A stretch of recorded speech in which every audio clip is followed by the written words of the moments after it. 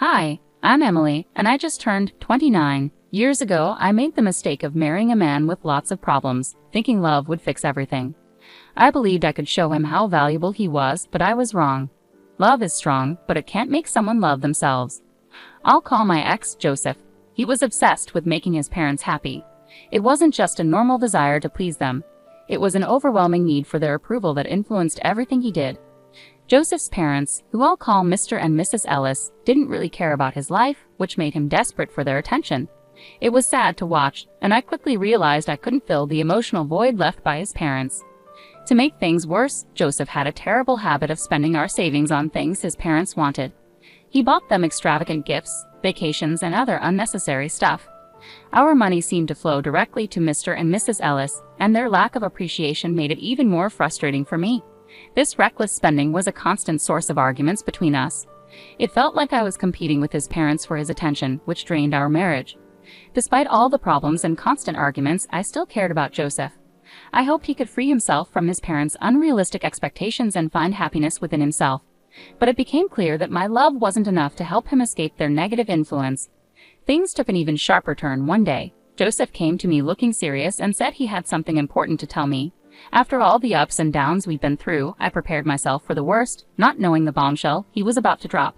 As he started talking, I had a gut feeling this would lead to our biggest argument yet. "Emily, there's something important I need to talk about," he said seriously.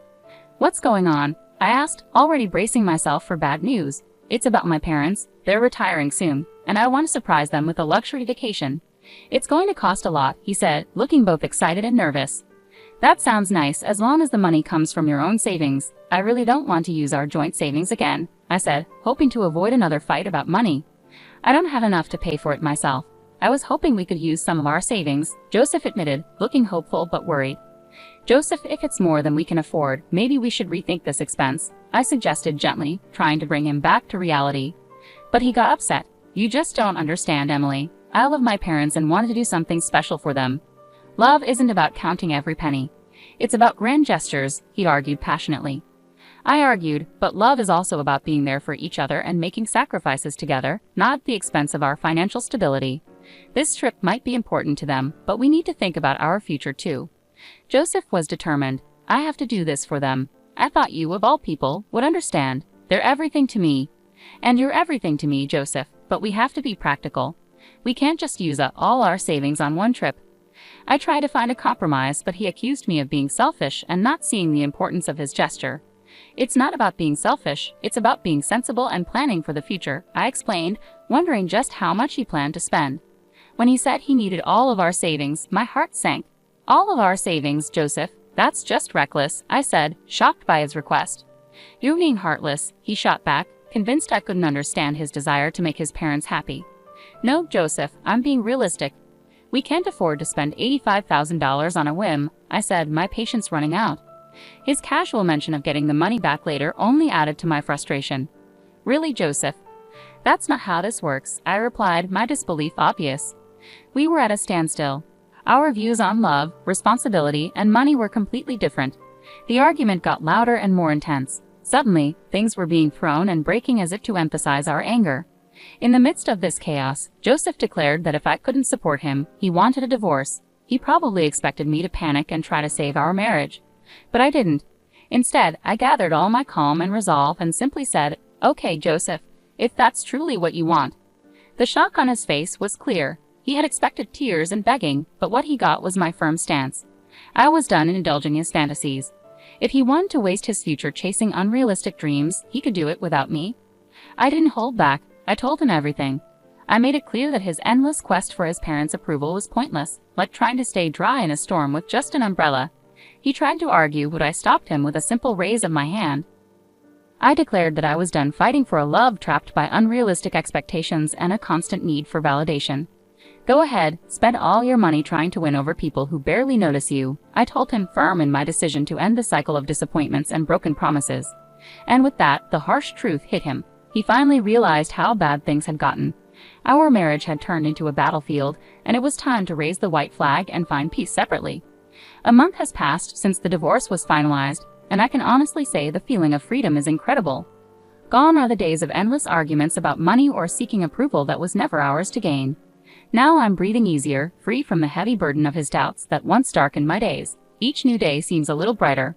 True, Joseph has tried to sneak back into my life, pretending to be concerned and asking about my well-being, but I saw through his act. I wasn't going to fall for his tricks again. As the saying goes, fool me once, shame on you. Fool me twice, shame on me. I firmly turned away from Joseph's attempts to rekindle anything we once had. I had realized I'd invested too much in trying to fix someone who didn't want to change. It was time to focus on my own growth and happiness. Rebuilding wasn't easy, let me be clear. Dividing our shared assets and adjusting to a new financial reality took patience and resilience. I was used to a certain way of living, but adapting wasn't new to me. I embraced the hard work needed to rebuild my life, discovering a strength and independence I didn't know I had.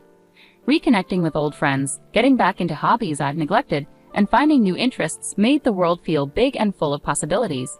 I was eager to make the most of this fresh start. Sure, there were moments of self-doubt and loneliness, and adjusting to a new budget was challenging. The wounds from a failed marriage don't heal overnight, but with each passing day, I found comfort in the fact that I was no longer sacrificing my happiness for someone else's insecurities. The ease with which I moved forward might have been a sign that I had been holding on to a lost cause for too long. It amazed me how much I could accomplish once free from that burden. So here I was, a month later, still adjusting but flourishing all the same. Joseph's constant messaging had taken a new turn. He was now claiming to be in danger and insisting on a meeting. Tired of his relentless attempts to contact me, I decided it was time to confront the situation. In the middle of his ongoing messages, I called him. "Joseph, we've been through this. We're divorced. It's time for us to move on," I said firmly. "Emily, please. I just need a moment to explain. I'm in serious trouble, and you're the only one I can turn to for help," he begged. Maybe it was the long absence of his voice, or perhaps he truly sounded scared, but against my better judgment, I agreed to meet. "Fine, but we're not meeting at my place. Let's go to that cafe we used to go to. No tricks, understood," I said. "Thank you, Emily. I promise I just need someone to listen." "You're the only one who understands me," he replied, sounding relieved. "I know what you're thinking. Emily, why would you agree to meet Joseph after everything?" Believe me, I questioned my own decision. Yet sometimes there's a part of us that gives in to a mix of curiosity and a lingering shred of concern, no matter how strong we are. I couldn't ignore his plea. Divorced or not, part of me still cared. So there we sat, opposite each other in the cozy cafe, surrounded by the comforting aroma of coffee. But not even the pleasant smell could ease the tension between us. Watching Joseph, with anxiety on his face and his attempts to tug at my heartstrings with those sad eyes, was almost amusing. This time, however, I wasn't swayed. Leaning back, I stayed calm and composed, ready to listen but firmly in control. I intended to steer this conversation on my terms. "Okay, Joseph, you got my attention for now. What's this danger you're supposedly in? And just so you know, I'm not here to save you. I'm done cleaning up your messes," I said, keeping my tone firm yet open. Joseph sighed, deeply, his face a mix of regret and desperation that was almost pitiful to see. But I steeled myself against any emotional manipulation. "I know I've made mistakes before, Emily, but this situation is different. I've gotten involved with some seriously bad people. I owe them a lot of money and they're not known for their patience," he confessed. I raised an eyebrow, skeptical of his dramatic story. "Really, Joseph? Dangerous people? Are we revisiting the tale of your imaginary friends who seem to attract trouble?"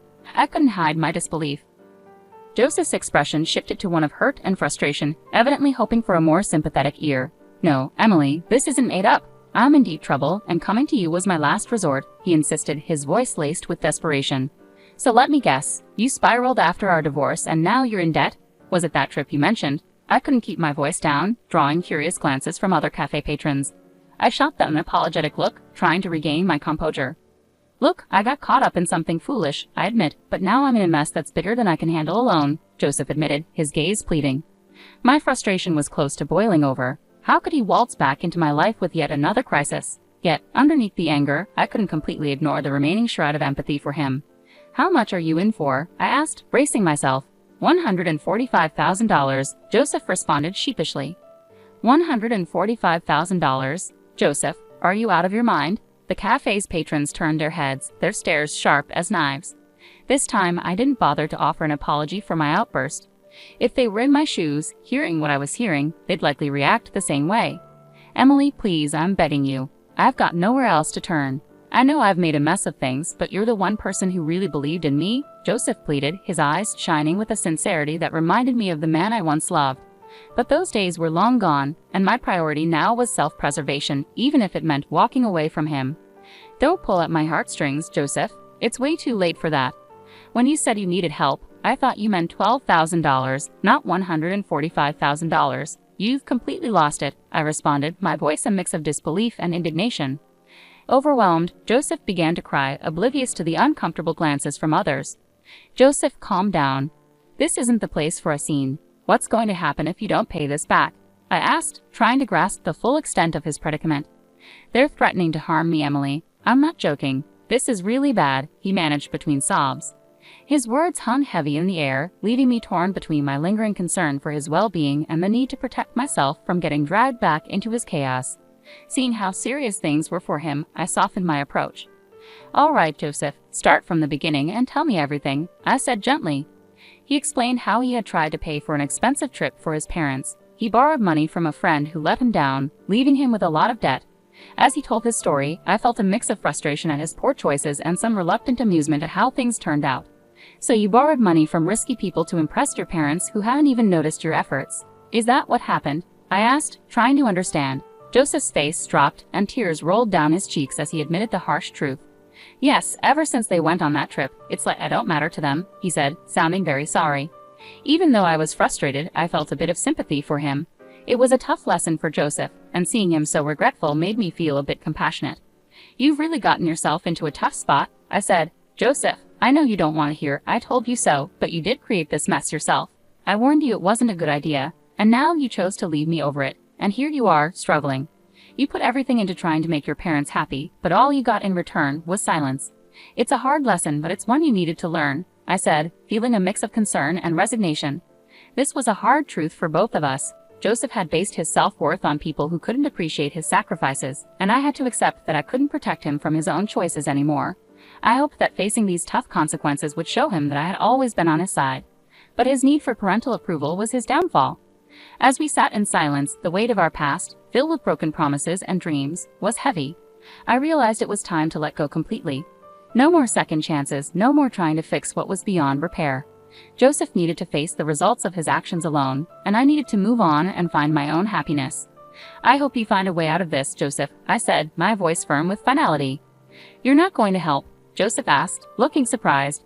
No, I'm not, I replied. Joseph, I can't help you. Why not? He asked. Because I don't have the money to bail you out, and even if I did, taking on a huge loan that I'd be paying off for years isn't an option. I can't afford to be as reckless as you've been, I explained firmly. Come on, Emily, please. I'm begging you, he said, his desperation clear. Joseph, expecting me to fix this for you, especially with how you're acting, isn't realistic, I said, my patience wearing thin. Yeah, I did expect that. You're my ex-wife, not my enemy, he replied, still holding on to hope. But it was clear our lives had gone in different directions. My focus now was on finding my own peace and happiness, separate from the chaos we once shared. And that's the problem, Joseph.